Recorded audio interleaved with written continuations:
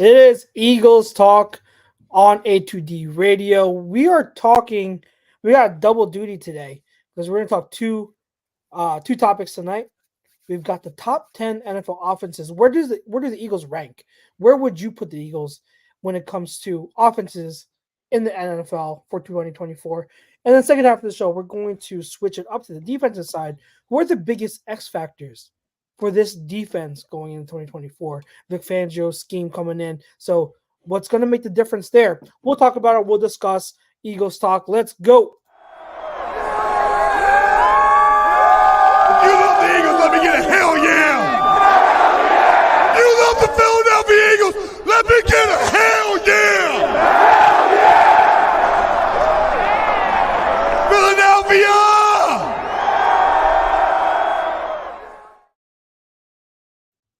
Eagles Talk on A2D Radio. We are brought to you by Baggio's Bread, located in Mount Laurel, New Jersey, home of the best of breads, tomato pie sandwiches, etc., etc. Make sure you mention A2D for 10% off your in-store purchase. Tonight, it's the terrible twos, whatever how we're gonna call it. It's me, Terrific twos. terrific twos, terrific, terrible. Depends on how you look at it. But it's Chucks and it's PY. What's good, brother? How you been? It's been an interesting week, and it's only Monday. And it's only Monday. Well, I guess you could say the past 24 hours or 12 hours have been really active on the basketball front. Even if you talk about the past few days with the NBA draft and the NHL draft, The sports have been sporting. Sports have been something. But in terms of Eagles specifically, not really. We're still in that dead zone. But hey, guys, good news is we're halfway through the dead area of the NFL offseason. We've got only 3-4 weeks until NFL training camp starts. So that's something to look forward to. So I'm gonna give a little something. So all the other sports are doing their stuff. The Flyers signed the Russian kid. The Sixers did their free agency stuff with Paul George. Phillies are red hot, which means Howie is gonna do something stupid because he doesn't want to be outdone. He doesn't want to be outclassed by the other three. There's got to be a trade or a free agency moves coming soon, so that way they start talking about the Birds again. Well, you know that Because this is usually how it happens. Howie usually does something in August, whether it comes off as like low key, but then it turns out to be big. I mean, like, remember we traded for Ronald Darby the Super Bowl year. Yep. What else? CJGJ. Yeah, CJGJ. Patrick Robinson. Patrick Robinson. So there's always an August, a late move that Howie has up his sleeve. Give him a Garrett Blunt randomly. That happened. Exactly. So it's going to be interesting to see what happens. But we are in July 1st, so we're still about a month away till training camps. But we still have stuff to talk about. We try to talk about a bunch of stuff. So like I said at the top of the hour, we've got a couple headliners, a couple topics to throw at you and discuss with you today. The first, NFL offense is the Eagles offense. Our poll question tonight: the Eagles will have a top 5 offense in the NFL in 2024. Agree or disagree? We are going to answer that organically as we go along. But PY, did you make for your list? How did you go along with this? How far did you go? I did 10 because you told me to do 10. Good. Okay. I'm just making sure. I didn't know, I try and listen when you tell me things. No, I know you do. I just, me. I didn't know if you pulled a me and went like, oh yeah, I went like 15 because I couldn't decide. No, Yeah. I was having trouble towards the end. I was like, who fits in this? Exactly. It is going to be a little bit tough, but we'll talk about how we're going to look at the offenses in 2024. There are a lot of good offenses, especially when you get to there's 8 to 10.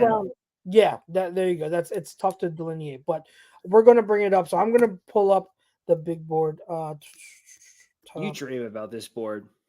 I like being organized. You know that. I do. Let me see. I'm just finishing it up. Sorry for the delay. Gonna present this. We need to name this board. It needs a name. It's just a board. It's just our rankings board. Yes, but at this point, it's such a big part of these shows. It deserves a name. gosh. All right, so let's do it this way. Do you want to go? Well, Let's since go. I feel like it's just the two of us. Like, I do one, you do one. I do one, you do one. So that way, it's Yeah, not rapid what I'm fire. saying. What I'm saying is, do you want to go in descending order or ascending order? Decent, down to up. So from 10 to 1. Yes. Okay. All right. Let's go 10 to 1 then. So yeah, you name one, and then I'll say where I have that team ranked if I have them ranked. and then Okay. we'll discuss the team. I like that. That's a good concept. Yeah. All right. I like doing it that way because it's always Okay. good. Always good discussion. So number 10, who do you have at 10? The Dirty Birds, the Atlanta Falcons. Okay. All right. Yeah. Falcons. So They should be disclaimer- good. They should be good. Mhm. Kirk Cousins is a solid quarterback. He's not special. They have good weapons. They're going to have a great running game. They have an okay O-line. They have offensive. They have decent wide receivers. It should be a good offense. Yeah, no, I agree. This is one of the teams where I struggled because I wanted to put them 10, but like the team I have at 10 just ate them out. So I do not have them ranked at top 10. Okay. But I hear you on that because you have a team, an offense that has a good O-line, has obviously talent at the skill positions, right? and And an okay running back. okay, yeah, he's okay, right? So they have the talent and skill positions. It's just a matter of quarterback. But now you're bringing in Kirk Cousins, who, no matter how you feel about Kirk Cousins in prime time, like he's proven to be like one of those middle of the road. Like he's a good quarterback. He may not be like great, but he's the middle of the road quarterback that gets the job done when it comes to just executing an offense. So like it's a lot better than what they had last year, right? In Desmond Ritter. So I hear you. You add that, stabilizing piece at quarterback, and it already raises the floor tremendously of this offense. So I don't hate it. Like I said, I don't have him at 10. I don't have him in my top 10, but like I totally understand putting it there at 10, and they could make me look stupid. So I don't, I wouldn't be surprised either or. Brian Daly says the offense definitely has the potential to be top 10 in the NFL or top 5 in the NFL. Going to depend on how Jalen performs in the new offense. And he's talking about the Eagles. So I'm going to go with. Go ahead. Sorry. He was top 10 in the worst run offense in football last year towards the end of the season. Like some of the things that they were asking him to do and he had to overcome, like he was top 10 in every statistical category. Mm-hmm. Even with someone who he didn't have a pulse at some points. It was like we get it Bernie's calling plays. Yeah, I hear you. All right, at 10, this might surprise some people because of how good they were last year as a whole team. But I'm going to put the Ravens at 10. Okay. I wanted to put them higher, but what I have question with is their receiving core. Yes. You know what I mean? Their wide receivers, like me and you both love Zay Flowers. That goes without saying, right? He's love Zay Flowers. Yeah. After him, what do they have? Like Rashad Bateman, I loved in that draft, but like he's been hurt and he hasn't been. So we don't know. I mean, I know there have been reports at camp saying that he's been, he looks like a different guy. And he's a better DPJ. That's what he is. Like, and maybe that's true, but like until we see it, it's hard to trust that. It's hard to trust that he's going to be a good wide receiver too for this team. And I know they have 2 really good tight ends, and that's awesome because I like, obviously Mark Andrews is a stud, and I like Isaiah Likely a lot. So 2 stud tight ends, a great wide receiver 1, but like after that, the receiving weapons are like where you going to produce? And like I love Lamar Jackson. And Derrick Henry in this offense is going to be a lot of fun to watch. So that's why I have him at the top in my top 10, eking out a team like the Falcons. But that's why also I have them at 10 lower because of those question marks. Do you have them more in your top 10? I don't. I have them like right outside because I love Derrick Henry, the addition is going to be awesome. But this is my issue with the Ravens, and it's always been my issue in the Lamar Jackson era, is the tight ends, they're not really giving you what you need. They're going to block for the most part. Like Andrews is going to get his, but like I need my wide receivers to do what I need them to do. I need big plays on my wide receivers, and I just don't see it on the Ravens. And we'll see what Derrick Henry is. Like, he should be good, but you don't know. Like, you also don't know if Lamar is going to be healthy all season. Like, he was healthy last year, which is great. And you don't know what's sustainable in Baltimore. Not to mention the fact that like all their running backs in the last few years have been hurt, which is a big function of their team. Yeah, I mean, Keaton Mitchell I loved, but like he tore his ACL late in the year, so like who knows when he's going to be back. So yeah, we'll see. I have him at 10. I really hope that they end up higher because I love rooting for the Ravens, but we'll see. All right, you're number 9. The Chicago Bears. Wow, really? I do. I'm really digging my heels into this. Okay. I don't have them. I don't have them in the top 10. I'm not shocked by that. I'm not shocked by that. Yeah. I'm on my lone island, Pete's Island, when it comes to the Bears right now. And when it comes to Caleb Williams, I think he's that good. I think this is the best rookie team who have ever been put together offensively for your rookie quarterback. Like, yeah. So decent O-line, good wide receivers, good running back, a way better setup than what Justin Fields had last year. Yeah, I could see that. Like they would be another team that I'd have it. The fact that like we just don't know about Caleb Williams, and I love Caleb Williams, so I'm with you there. It's just that like I had to see it all together first and see how Caleb pans out. But they're not out of my top 15. If I were to project, I don't think I'd put them outside of my top 15. They would be in that conversation. So I hear you on that. My number 9 would be the Miami Dolphins. Oh, wow. They're the number 1 offense from last year. Now, the reason why I have them lower is because they got off to they made you look great because you put them as the number 1 offense. Right? I did.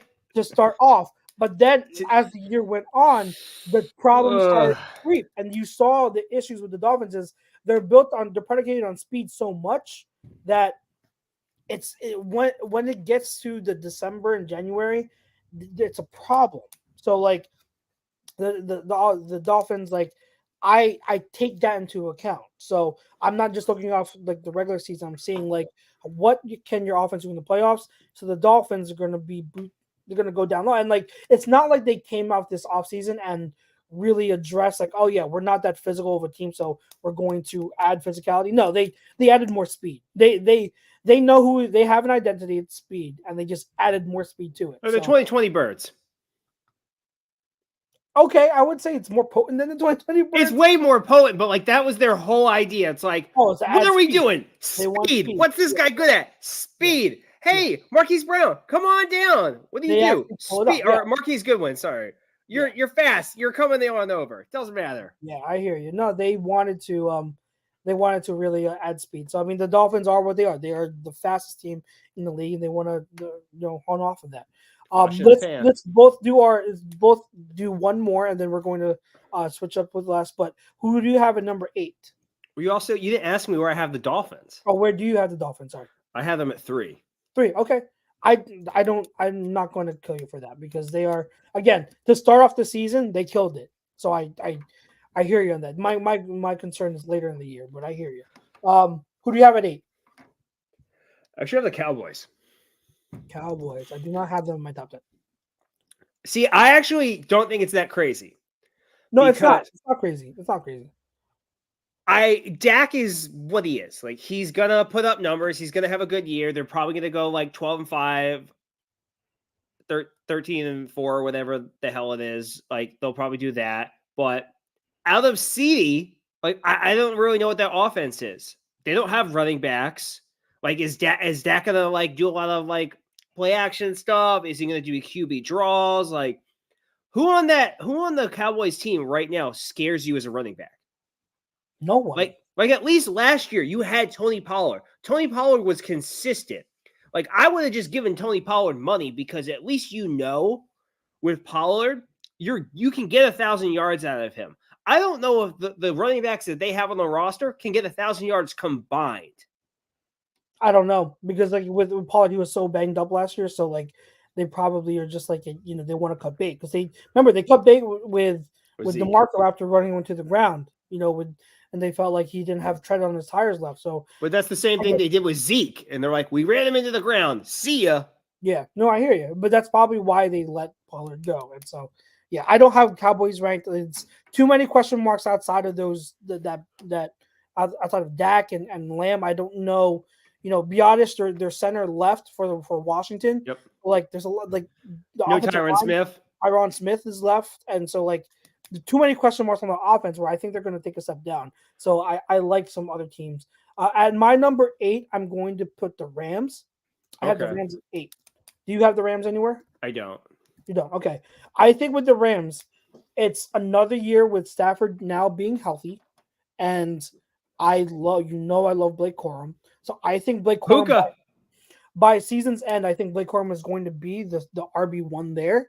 And then I know that Cooper Kupp, we discussed when we did wide receiver rankings, we discussed that Cooper Kupp's probably not that elite talent anymore because of age and injuries, but he's still like, if he's fully healthy, he's still a really good wide receiver, even if he's not elite anymore. And then you have Puka Nacua. So that offense, I think, is going to keep rolling, and I really like them. So with Sean McVay, that offense is probably going to have to carry the team because a lot of question marks with that defense. So Oh yeah. Rams offense is going to carry the team. But I love Matt Stafford. If you're talking What's about not to love? yeah, if you're talking about just one season, Matt Stafford's hard to bet against because like he's a stud. Always has been, always will be. So that's my number 8. So you said you don't have them, right? I don't. They're just outside. That's fine. Yeah, I probably have them at like 12.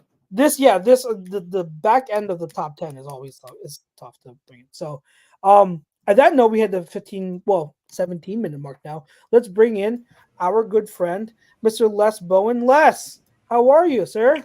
Hello, gentlemen. How are you? We're I'm great. doing really well. Doing all right.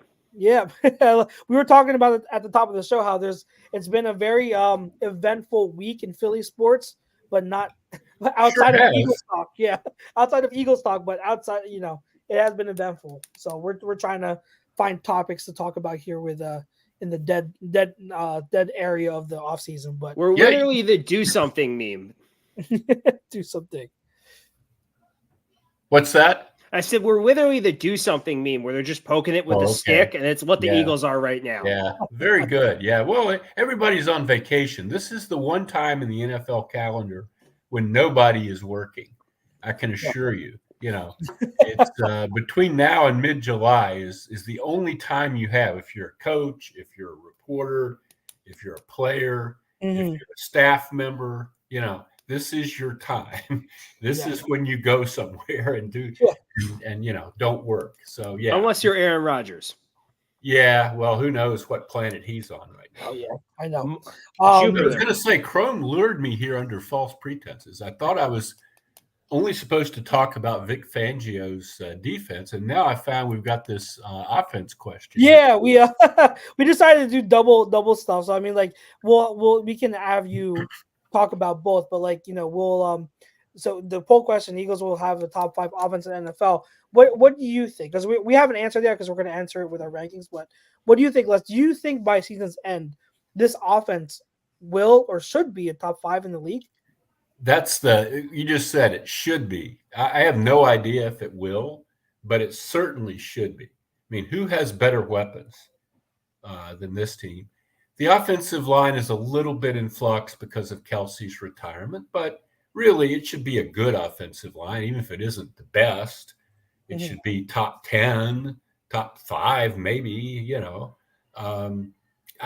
if this isn't a top 5 offense, I think it's going to be a bad year, frankly. And I think somebody's going to get fired if it's that, not to put too fine a point on it.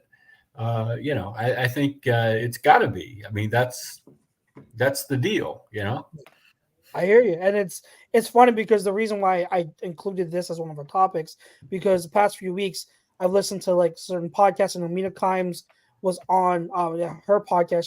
She talked about projecting the top 10 offenses in the league.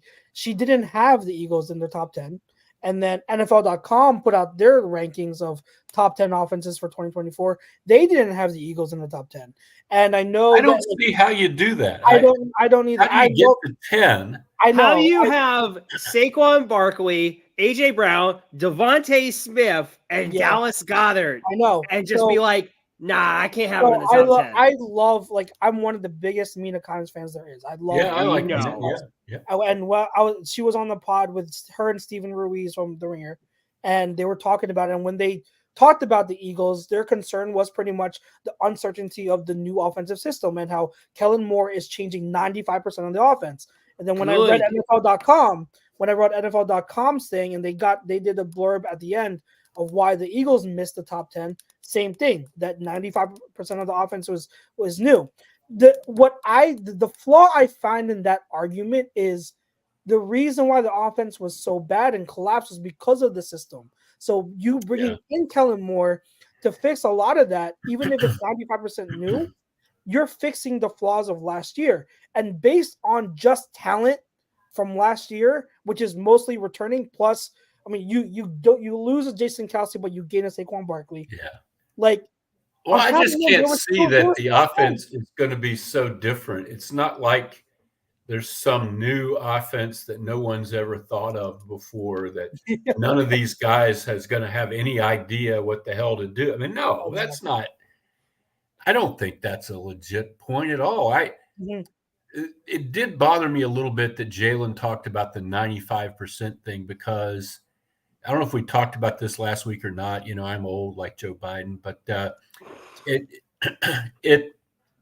immediately you got pushback. Howard Eskin, who talks to coaches and management people, said it's nowhere near 95%. And if that's the case, you know, that unsettles me a little bit, because that means Jalen's being a little bit of a bitch here, you know.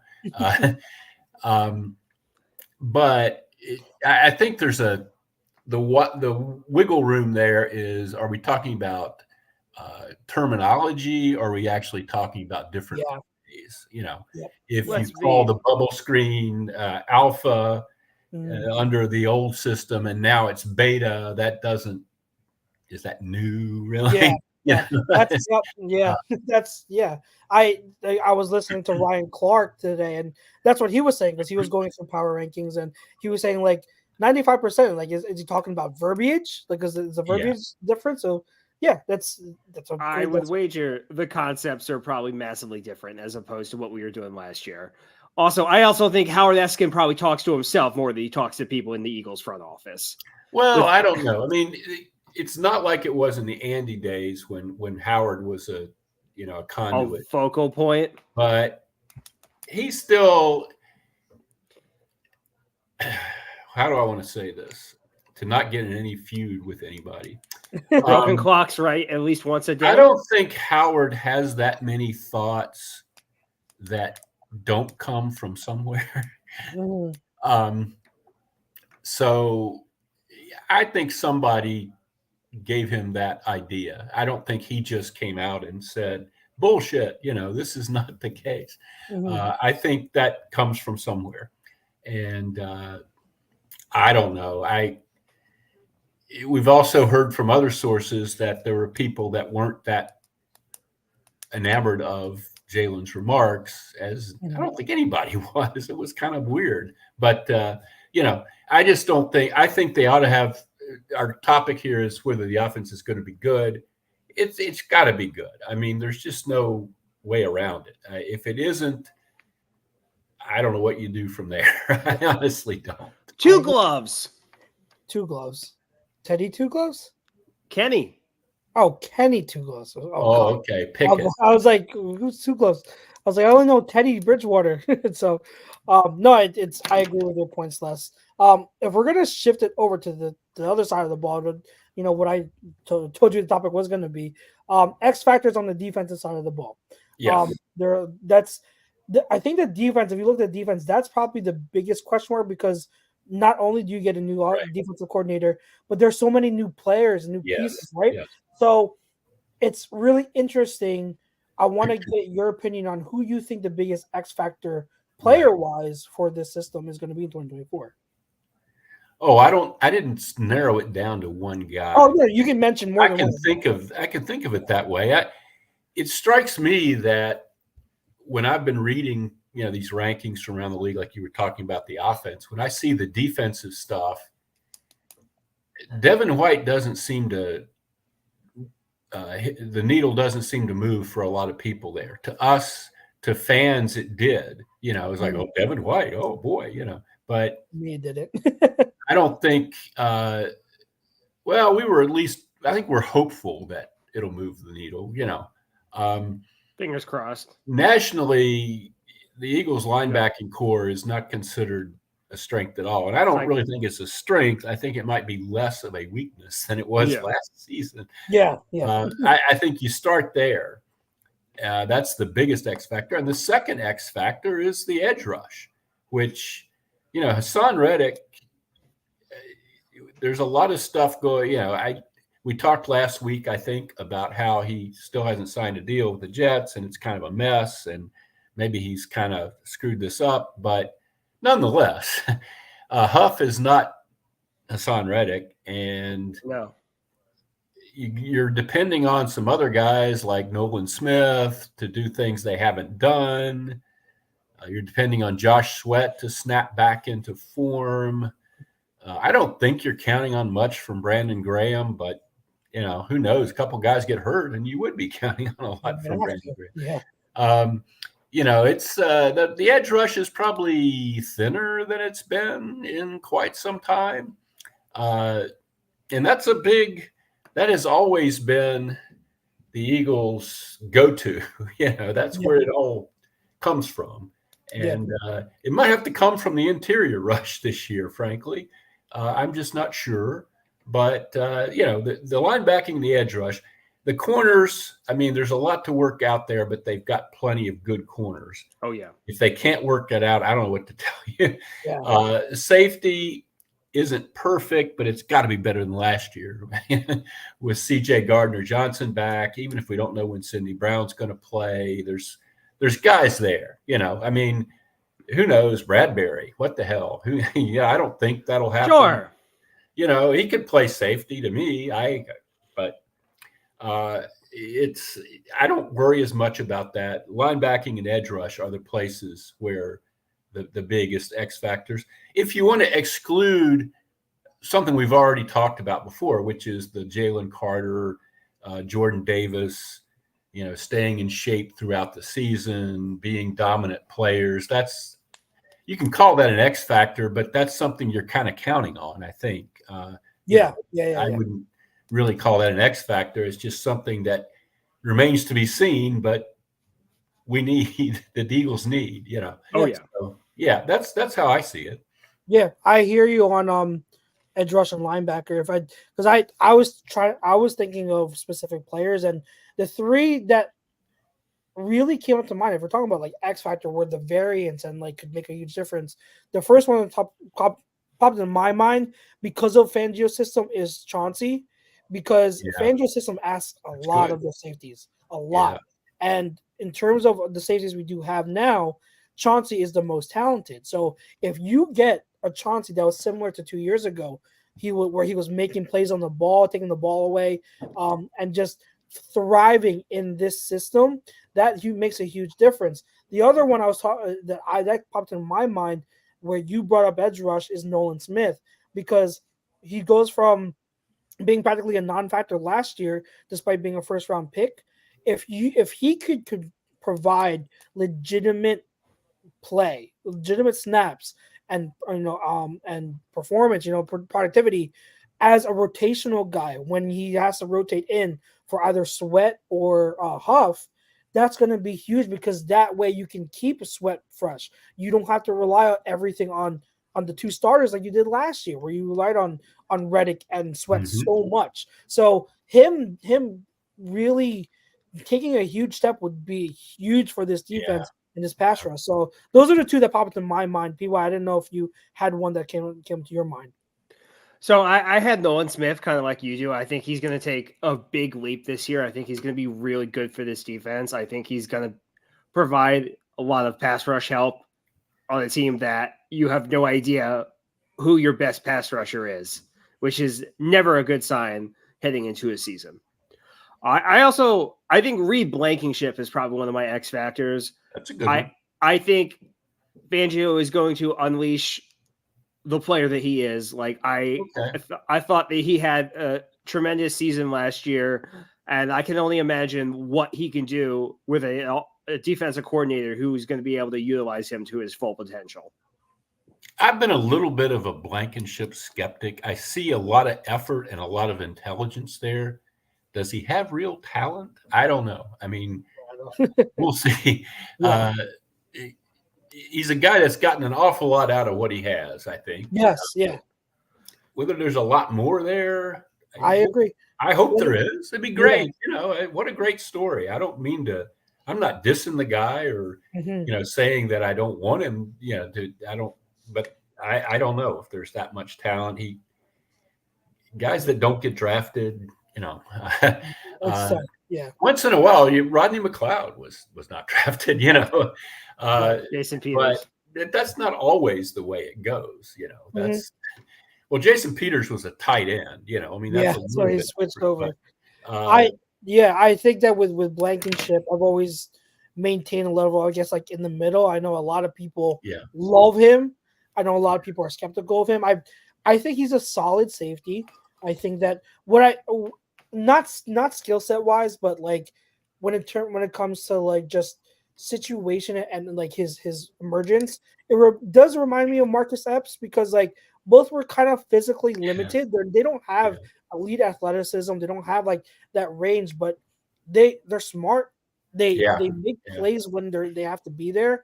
They're solid and they're kind of reliable. So like I don't think Blankenship is anything out of this world to where like I think where I think he's like a Pro Bowler, but do I think he could be a capable starter for you or in any defense? Yeah, I think he's shown he can be a capable starter. And sometimes you were talking about Chauncey Gardner-Johnson. Sometimes if you put a decent guy with a really good guy at safety, you have a really excellent tandem. And what I'm thinking about when I say that is when I first started covering the Eagles a very long time ago, Brian Dawkins and Mike Lewis. Yeah. Mike Lewis was a Pro Bowl strong safety it was a different era. He was a guy with an amazing. They used to have a picture outside the auditorium in a frame there of him kind of emerging out of the fog, and he had this wingspan like an actual eagle, and he was getting ready to wrap somebody up, and he was. It was an incredible photo. He was a tackler and a hitter. He wasn't a cover guy. But playing with Brian Dawkins, he was a Pro Bowl safety. And then he went to San Francisco, and San Francisco was shocked to learn that he was not a Pro Bowl safety for them. But, so anyway, if Gardner-Johnson is as good as we hope, I think, maybe Blankenship meshes in there as a great compliment to him. Yeah, and because we're on the topic of safeties, we mentioned the two starters. I did see a report today on Twitter that Sidney Brown is close to 100%. He's running full speed. That would be something. He said that he still hasn't done agility testing yet or agility drills. He's not there yet, but he said he'll be close to 100% when season starts, according to him. So I mean, we'll see, but like. That was such a late injury. I mean, that was December. That was brutal. I mean, broke Chuck's heart. A guy that young, I wouldn't rush him back. I mean, honestly, but that's wonderful if that's the case. Everybody's different, and what do I know? But maybe but I wouldn't get to. No. I wouldn't count on that. Usually with an ACL, it takes a full year for a guy to really be himself again. Yes. And a full year is going to be damn near the end of the season. Unfortunately. Yeah. Yeah. No, I hear you. And I agree because like it'd be one thing if we needed him to be the starter, but we don't. Right. So, like, right. Just be a guy. Yeah. Take your time. Yeah. I mean, he's young. I loved him last year. So he was one of my guys. So like, I really want to see him be the part of the future of this defense. So yeah, take your time, and if he can contribute in the playoffs, then all better. But like, no rush, absolutely.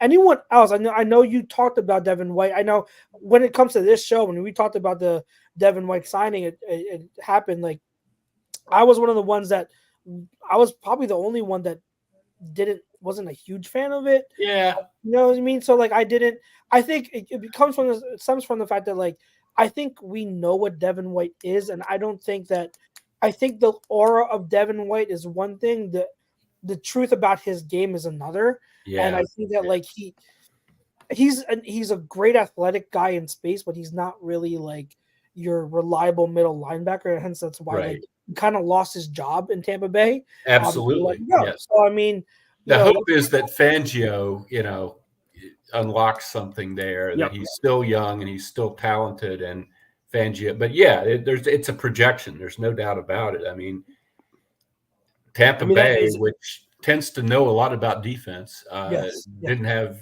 any qualms about letting him go. So that's the other thing there that we were talking about injuries. So the ghost of the spring to me was Nakobe Dean. Yep. With this Lisfranc, again, this is somebody that Howie Roseman talks about like he's a great player, and we haven't seen it, and we haven't seen him be healthy, and he wasn't on the field in the spring. And when he was on the field, he was running with the second unit. That's a big problem for them, frankly. If he's not a good player, they certainly drafted him very, very high.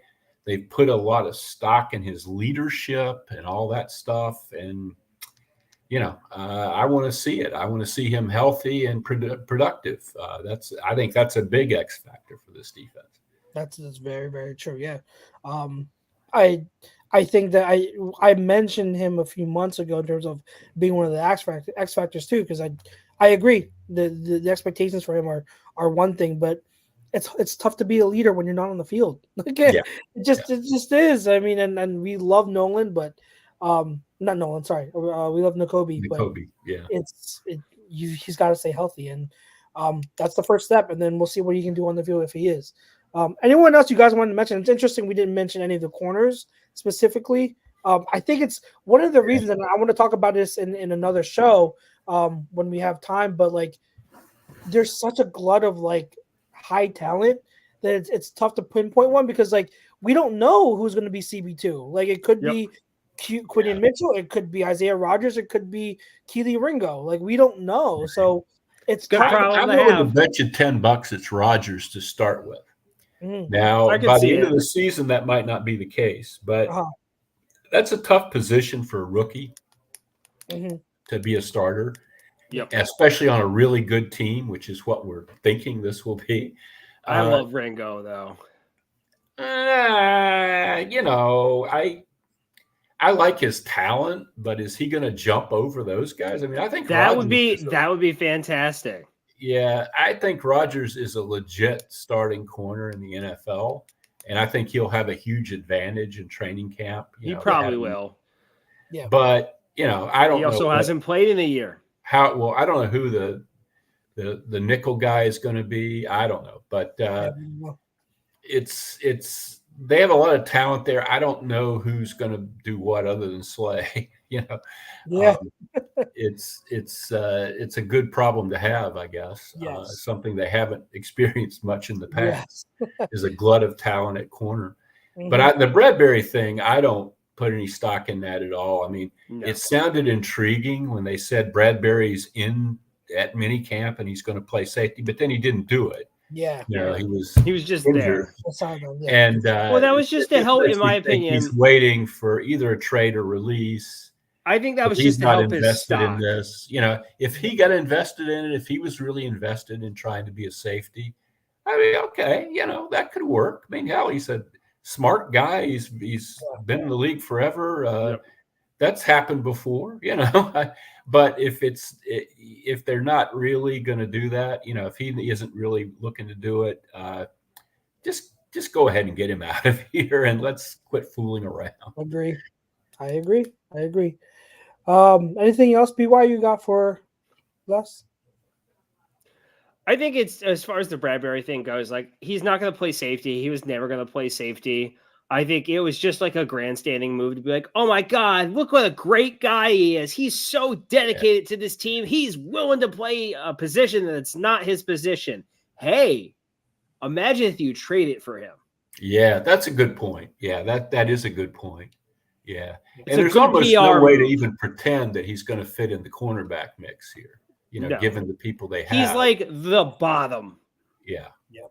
Exactly. And I had said that even before the end of last season. Like there are just too many young guys that were, and I said this before the draft. Like I knew, I had a feeling they were going to bring in other guys, young talent, and just like I'd rather the reps go to someone like that to develop and than Bradbury. It's just when you hit a certain age, you hit a wall. It just that's how the cornerback position is. It's so we'll see. I'd be surprised if Bradbury's on, but Les, we appreciate you like every single week. Good We to love be here, talking folks. to you. So Happy to have you.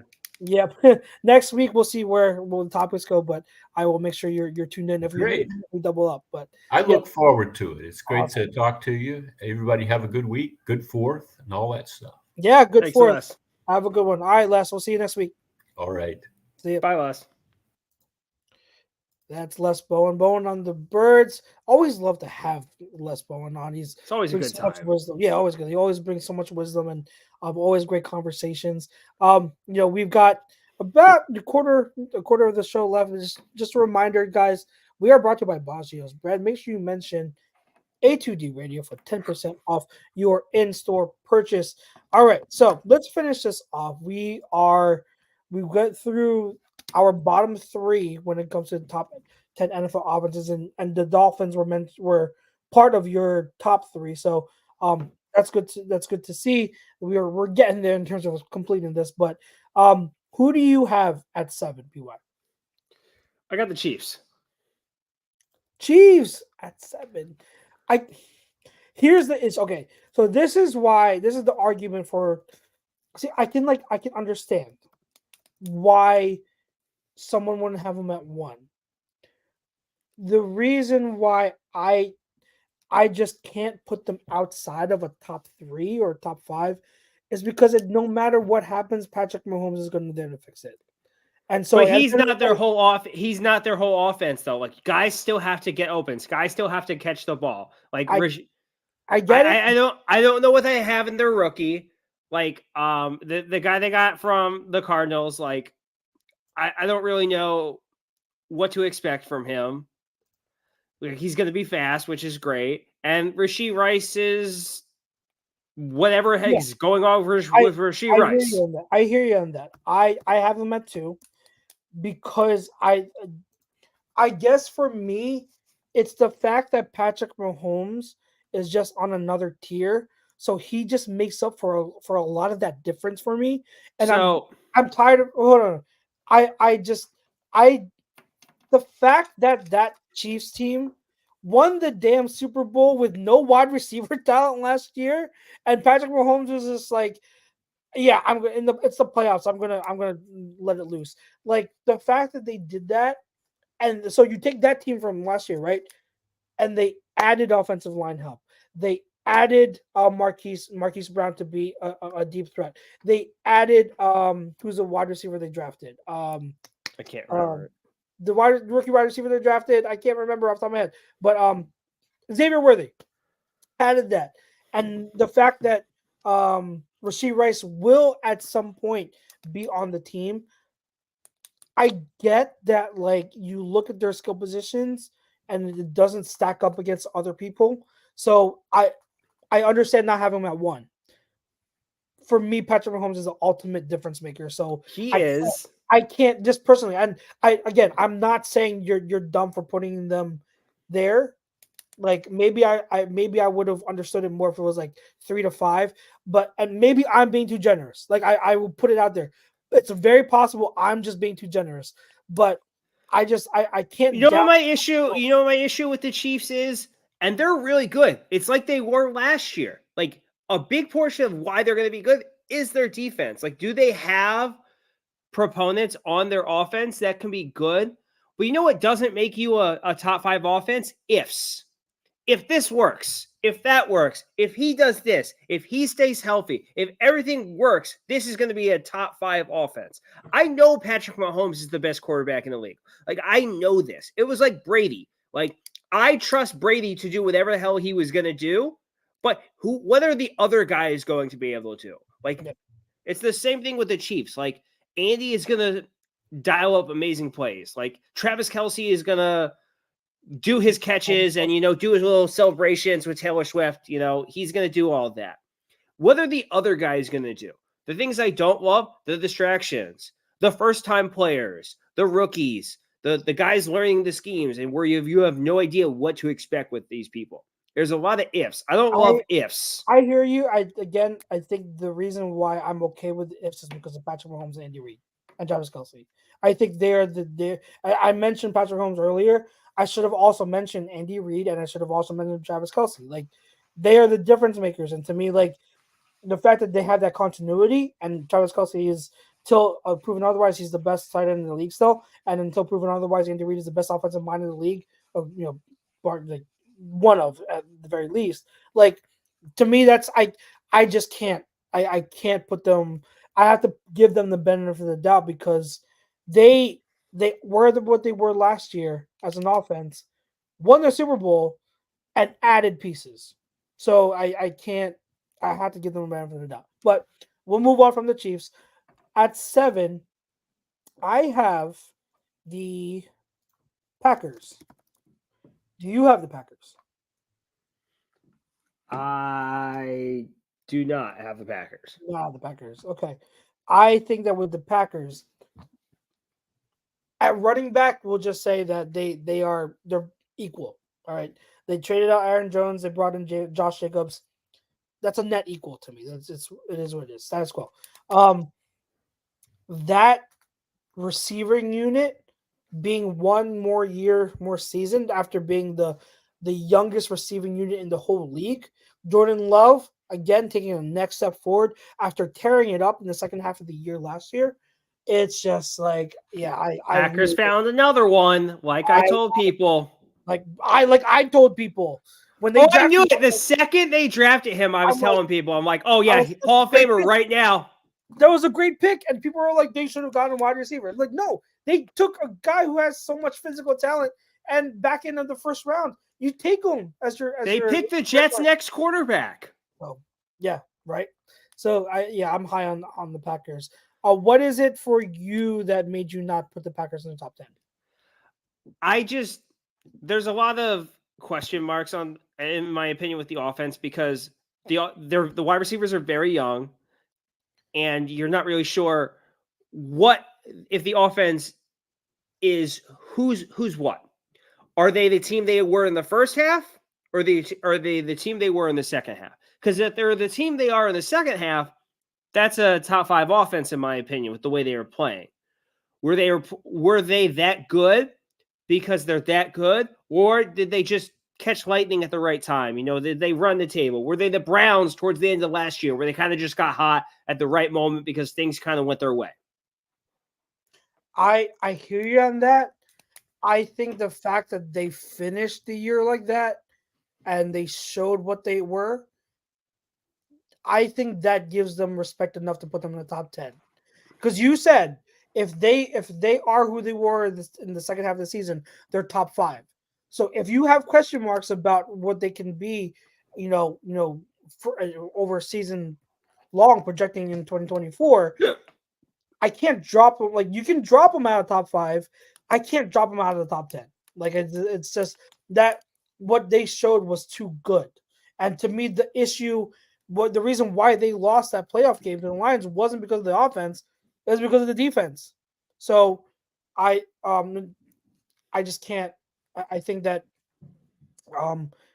7 is, to me, is like anywhere between 5 and 10 is perfectly fine to me.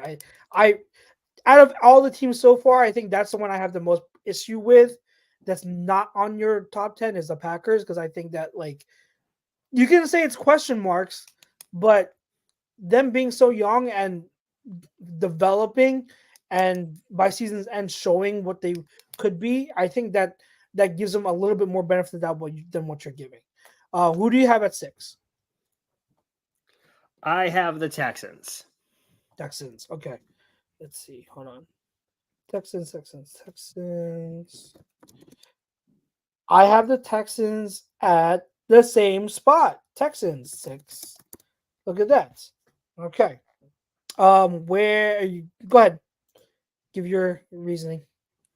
I mean, CJ Stroud finally breaking the curse of good Ohio State quarterbacks, making me believe in them once again. Good. I'm glad. You know, surely wasn't anyone else. I'm not biting. Go. Keep going. You know you want to. You know, like he was phenomenal last year. Like Nico Collins was really good. Like everyone, like you have a good running game. Like the coach is phenomenal, which is ironically defensive head coach. I don't love him, especially if you have a young rookie quarterback. I like offensive minded head coaches, so that was great to see. And you know, you went out and you got Stephon Diggs. So that's only gonna make this offense that much more explosive. Yeah, and they got Joe Mixon too, but like, yep, I'm not as high on Joe Mixon going into 2024, but at least he is a veteran running back who has shown to be one of the better ones of the past several years. So I will give him the benefit of the doubt. I think he will be an upgrade from Devin Singletary, and that's all you need. So like, if he's an upgrade from Devin Singletary, then yeah, that's they upgraded. An upgrade is an upgrade. I love their weapons. I think that with Diggs, he is, and I'll put this out there for all the fantasy people too. I do not think Diggs is going to be their top wide receiver. I do not think he's wide receiver. I don't either. I think that he's in contention to some. I think Nico Collins is their number 1 in terms of just like our top guy, but I think depending on the week, wide receiver 2 is gonna flip flop between Diggs and Tank Dell, because I think it depends on matchups. But like, people forget, before Tank Dell got hurt, he was arguably the top guy in that offense. Like, he was highly targeted in a lot of those games before he got hurt. So CJ Stroud loves him. He loves Tank Dell. So he's going to be another one. But yeah, I love that offense. I'm a big believer in CJ Stroud. There aren't a lot of guys in the league, and I'll say this now. No, I said it before too. There aren't a lot of guys in the league that I would trade and to replace Jalen Hurts straight up. And CJ Stroud is one of them. He's absolutely one of them. I love him. He proved me wrong. So we're in our top 5 now. So let's get to some of the chat. I want to backtrack a little bit. Daly did say, going back to the Cowboys are going to be one-dimensional going into this year. I don't know if I can put them into the top 10. They're a fringe team for sure, though. Andrew Baker says, if Dak and CD are in pads, they're a top 10 offense. I don't know if I agree there. And then, who says CD's in those pads, though? Oh, he will be. He will be. That's just a way to get leverage to get a deal, but he will be. John Malma says 10 Baltimore. So 10 Ravens, 9 Dallas, 8 Arizona. Okay, cool. I can see that. 7 Rams. 7 Rams. Hey, they have talent at Arizona. 7 Rams, 6 Bengals, 5 the Dolphins, 4 Eagles, 3 San Fran, 2 Detroit, 1 K-State. So he does give the benefit of the doubt to the Chiefs as well. And then Andrew Baker says, I don't know, guys. Diggs might be a bad thing for them. Their core of Collins, Dell, Schultz, Woods, and Noah Brown were good enough last year. Says Diggs just better not throw a temper tantrum. I think that's fair. So I think also with him only being there for 1 year, I think that CJ Stroud has the what do you call it? The credibility to put Diggs in this place, especially if it's only for 1 year. So I get the concern. I think that that's a fair concern. I don't think it's going to be an issue for this year. I don't either, but I do, as a former Browns fan, have the worry that it's the 2018 Browns all over again, where, or in 2019, where they're gonna force feed him like they did Odell just to make him happy. Oh, Well, I mean that was more on Baker than was Odell, but that's another topic. Anyways, number 5. Who you got in 5? Lions. Where's the thing? Okay, cool. So Lions at 5. I have Lions at 5. Wow, we are in agreement for 2 spots in a row. Let me say the reason why I don't have them higher. Okay, because I love that system. I love who they have at running back. I know you love love your Ben Johnson. I love Amon-Ra St. Brown. I am high on Jameson Williams still. I think though, also I forgot to mention what's the Laporta. So obviously start tight end. I think we just have to kind of see it. The reason why I don't have him higher is because we have to see what Jameson Williams can do, because that wide receiver 2 spot is going to be big for that offense. We're getting to top 5 now. So we're not. So when you get into like the top 5, the top tier offenses, you're talking about teams that have like depth. They have talent all throughout. So can Jameson Williams take that next step to be a bona fide wide receiver 2, or even like a 1A or like a 1B? I mean, to Amon-Ra St. Brown. If he can, this Lions offense is absolutely top 5, maybe top 3. But if he can't, that's where you're going to see the Lions drop a little bit, I think. So I think 5 is where I have them comfortable. I don't know if you had anything to add. Like, I just don't trust Jameson Williams. Like, we're heading into year 3 with him. Like, you knew it was going to be a project due to his injury history. But I think Lions fans probably expected a little bit more out of his second season. Like, once again, like he had some flashes, but like not to the extent they'd probably hoped.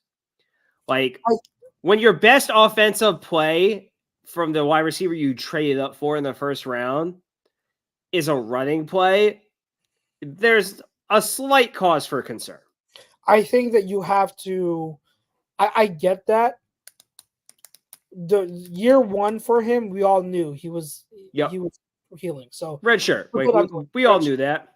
Year 2 with him, that technically being his rookie year, like there are a lot of things he had to adjust to. So even though I'm not making excuses for him for not producing, as a wide receiver 1, what I'm saying is I understand the circumstances behind them. And, you know, what gives me confidence in Jameson Williams is if you listen to Dan Campbell, what he had said, what he was saying about Jameson Williams last year compared to what he's been saying about him now, it's night and day. Like, there's a full vote of confidence from Dan Campbell about Jameson Williams now. And, you know, you can't say, oh, it's just coach speak, when last year it wasn't. Like, that's the thing. If he was saying this stuff last year, then I can understand, yeah, that's coach speak. He's just hyping him up. But he wasn't. He didn't give a full vote of confidence to Jameson last year.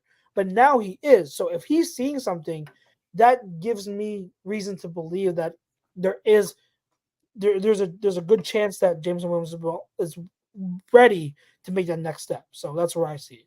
Who do you have it for? Got the Bengals. Bengals. I think Burrow bounces back after being hurt. You know, they still have T. Higgins. They still have Jamar Chase. You know, it's still going to be a really good offense led by a great quarterback. I have them at Bengals too. So we have 4, 5, and 6. We are in agreement on. That's crazy. I don't think that's ever happened in the history of us doing show together. Where's Pete Evans when we need him? Oh my God, that is crazy. Bengals, Lions, Texans, all at 4, 5, and 6. That's awesome. I agree. I think they're going to have. I think Burrow's going to have a bounce back year. I think T. Higgins. I think the contract situation for this year alone is going to be fine. Yep. And then Chase Brown, I think he's going to be the RB1 for them by season's end. So Eagles could have had him. So we have 2 teams left. I have 1 and 3. You have 1 and 2. I think I know who you're going to put at 1. So okay. Let's make this clear. I'm sure the last 2 teams that we both have are the Niners and Eagles. Yes. Correct. Okay. All right. If you didn't have the Niners, I swear to God, I would have ended the show because that would have just been complete bias. Okay. So I'm not that. There's bias, and then there's I'm bias. not- I'm not that biased. we'll see. I had the Cowboys in top 10. Okay, like Um, you have them out of the top 10. no. Who's more biased this week? Where do you have the Niners? Well, I think it's a better question to ask me where I have the Eagles. No, because I want to save the Eagles for last. So, where do you have the Niners I have them at number 1. at number 1? Good, because I do too. And then obviously Eagles are at 2. You have the Eagles at 2. I have the Eagles at 3. Okay. So let me say this. You could have finished this off with just matching straight up, and you had to ruin it. It's like Hey, that one loser in Connect I 4. love Mahomes. I love Mahomes. I love Andy Reid. I have to give them benefit of the doubt. But let me say this. Just ruin it. The reason why I have the Niners still at 1, and they deserve They do. that respect, is because Brandon Ayuk is still on the team. Yeah, if he once he leaves, they're dipping some spots. Correct. I think we agree with that. That is a difference. Brandon Ayuk. But they got raises- Ricky Purcell or whatever the hell his name is. He's no Ayuk.